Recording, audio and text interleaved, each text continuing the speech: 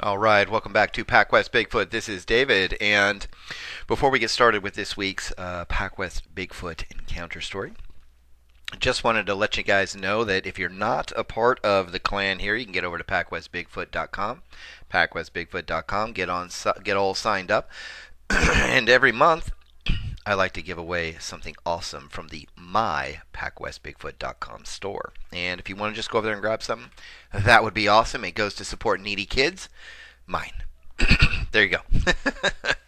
All right, anyways, with that, just want to say thank you guys so very much. Hope you had a great and wonderful Christmas. And I want to also say real quick to you, I hope, and it is my prayer, and I will be praying on Sunday evening, that you all have a very happy and successful and awesome and blessed New Year's. So there we go. Let's get into this week's PacWest Bigfoot encounter story from the beautiful Pacific Northwest.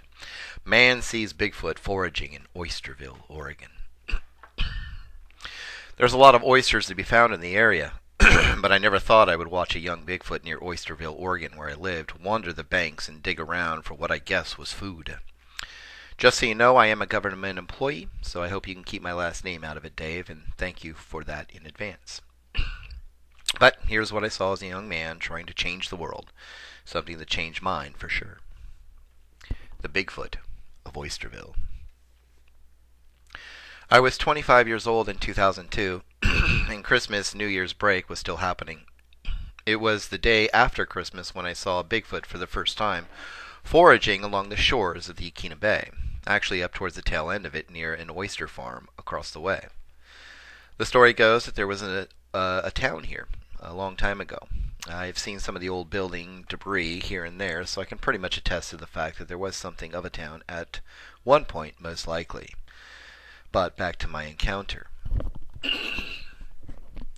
I was off for another week from school and was going to work for the Forest Service when I graduated. At the time, I was part of a work-study program with the USFS, doing research and management along the Yaquina Bay. We are observing the bay's wildlife and the impact of certain industries along it. No, I am not against capitalism or anything like that. As a matter of fact, I think commerce and nature can coexist, and all it takes is a little give and take here and there. So far, through the summer, the fall, and now winter, these things seemed normal around the entire area. Some species were actually flourishing. However, one species I never thought existed in a million years was also flourishing in the area. Bigfoot. Even today, I'm still in awe of what I had seen that day. I was born and raised in Newport, Oregon. Today I live in Montana and still work as a government employee, the reason to keep my name out of it. But never had I seen or even heard a Bigfoot in my life up to that day. Yes, I'd heard the stories like any Pacific Northwesterner had, but no, I did not believe even for a moment that it or they existed. I would learn, however, that there was a history of these animals in the area afterward, and from a close family member at that. I studied biology and ecology, and while I know you are a creationist, I too believe in God, but I believe he set things in motion, so I believe in a mix of evolution and creationism. Personally, I believe these things are part of a primate family. I also believe these animals are a more evolved form of a Gigantopithecus from long ago. When you see one in real life, you know this is probably a fact you can almost be sure of. But here is what happened and what led up to the visual itself. Sitting on the dock of the bay. I was working that day after Christmas. I did not have to, but I had decided to head down to an area, or what is known as a slough, on the south side of the bay, practically right across from a company that harvests oysters. Yes, working is a term I'd use loosely on that day, of course, but I was getting some research done and, really caught up on. It was morning, and the tide was heading out pretty fast, I recall. I was going to be looking at a few things that morning, so my attention would take me to the farthest part of the slough on the west side near the shoreline. I was over near the McCaffrey Island area. It was thick mud and dirt, and I was up to my waders in the muck. Well, my ankles, at least. It was pretty early, and I had been making my way sort of southeast and around a natural bend in the landscape when I noticed some movement near the tree line, yet out close to the water's edge as well. It seemed to me to be a person who, from what I could see, was probably and most likely digging for clams or oysters or whatever. It seemed to me they were foraging along the shoreline. Either way. Like me, it looked as though they were dressed down all in one color. Although I was wearing black jeans, the rest of me was all in dark green. So to them, I must have looked like I was dressed all in black or some other dark color. Whoever it was, however, when they stood all of a sudden, I thought to myself it must be a basketball player. They were tall. A second later they squatted down again, but still, even in that position, they seemed rather tall. It was dark, overcast, or foggy morning. Yes, it was supposed to be mostly clear that day, but who are we kidding? It's the Oregon coast. But I could see that far enough to see it was a human shape, and they stood on two legs. It was no black bear. It would be a few minutes later that I would know that it was not a person or a human at all, but a Bigfoot I was staring at. Yeah, a Bigfoot. I headed back towards the tree line and found what looked like an old, broken-up dock left over from what might have been something from the old ghost town from way back when. I took a seat on what was left of it and poured myself a cup of coffee from my thermos. By that time, this person, I thought at the time it was, had moved down closer to me. And fortunately, I was in a position not to be seen so well, so this gave me some time to get a good look at this thing. I looked up and noticed movement again and looked over in the direction that I knew the person was in. That is when I sat my coffee down and became as still as a cactus in the desert.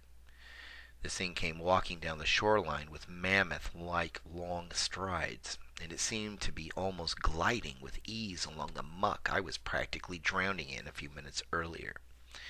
I also noticed that as it came closer that it was not a person. The color it was covered in was hair or fur. Either way, it was not jeans and a t-shirt. That's a fact. It was hair, not too long, except under its arms where it seemed to flow in the wind as it swung its extremely long arms as it walked on. It stopped, looked in back of itself and up the inlet, and then back across the slough. Then it dropped back down and started digging with its enormous hands into the shoreline. At that moment I knew this thing was a legend come to life, and I realized how big and massive it was as well. I swear this thing squatting down was almost as tall as me when standing up, and I am 5'8", not all that tall, but man, that thing was enormous. Its back, you could tell, was all muscle, and its arms and or biceps, well, it made Popeye look like a Barbie doll. Digging your scene. I have to say I was both scared and in awe of what I was looking at. It was incredible. I recently heard an interview from you of the lady who saw that Bigfoot on the side of the road in Washington State, near Wenatchee Lake or something like that. I can say that was some spot-on detail and exactly what I was looking at during that moment.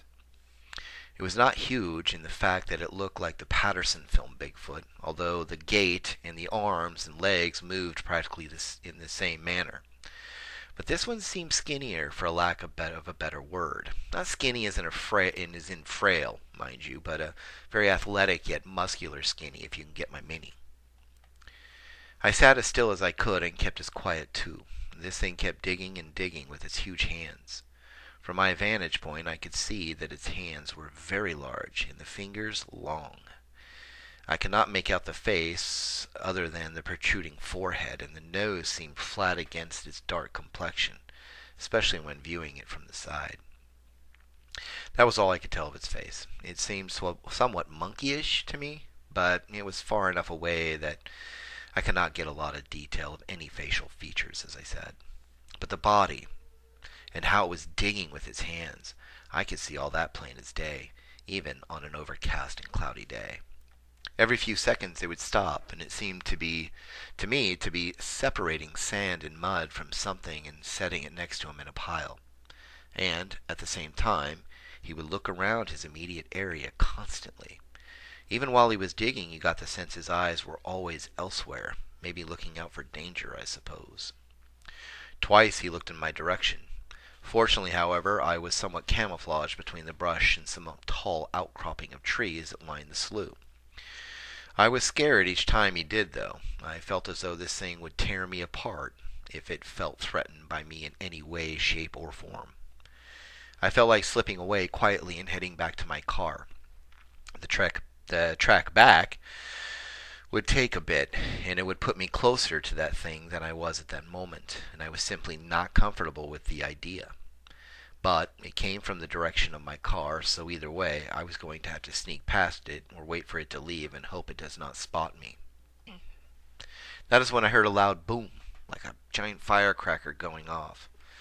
It was not a gun of any kind, I know. It sounded like a giant firecracker from across the slough.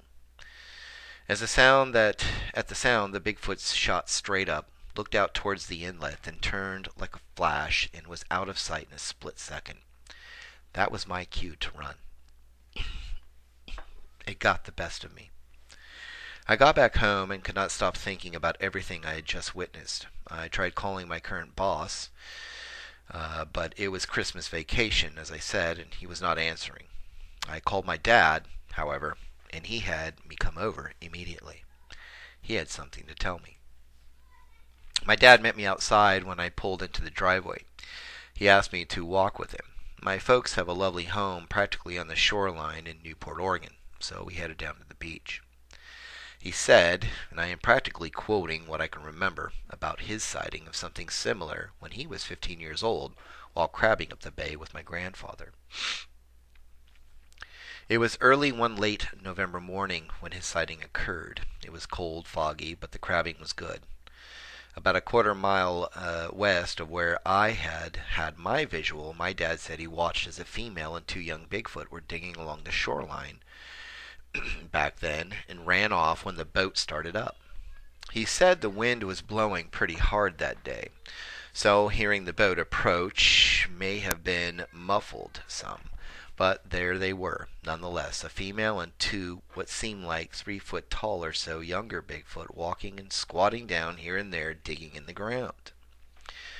He and his father watched them for at least 2 minutes. He said Grandpa did not seem to be surprised at the fact that they existed and was the first one to see them and said, "Look, boy, there's some Bigfoot on the shoreline."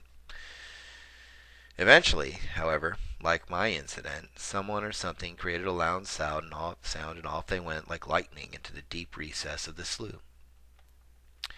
The color was similar, he said, to the one I observed. However, he saw multiple, and one was a female for sure. Was this one of a family member that I saw? Was it one of the younger ones he'd seen only 30 years earlier? Maybe, maybe not. Either way, I found another thing in common with my father that Christmas. I was glad for it, too, because 2 Christmases later he would pass away from a heart attack. The incidents gave us even more to talk about those last couple years, and I am to this day grateful for it. I had to go back. The thought of finding and taking some pictures of treks was getting the best of me the next day. I knew the tide would have come in, but maybe up towards the tree line there still might be some evidence of what I'd seen that day, and I could share it with my boss after the break. I was disappointed at first, as I could not find no tracks whatsoever, but I did find some broken branches about 6 feet up, a few trees that were in the direction I'd seen it run towards the day before. I was scared being alone, though. It was an adrenaline rush that did not stop the whole time I was out there. I was constantly looking around me, much like that Bigfoot did. I found that a bit whimsical after thinking about it for a moment. Now I know a little bit about how they might feel when out in the open like that. I was in the thick of it, however, so I could only see so much and so far. Years later, and no answers. There are some folks in the United States Forest Service that do not hide the fact that these things are reported rather frequently each year, and those reports seem to be growing more and more rapidly. While I was told not to, and I quote, entertain such talk, I would never shun anyone who gave a call to us about seeing something. I've yet to get a call like that personally, but I no longer work in the area. I have and have not for over 10 years now. But here in the northern part of Montana, I hear the talk of the town. Well, around the water cooler, about the subject at least. There is one lady here who received a great report not long ago. She took it down and turned in the report, but nothing came of it. No reply. Nothing. She told me she asked our supervisor later on about it. He just shrugged his shoulders and said he never heard anything back from the USF folks down south. So that was it. But I did tell her my encounter story while out and about one day. And like you, I think she believes they do exist. I know I do. My dad and I have seen them. Thanks, Gary.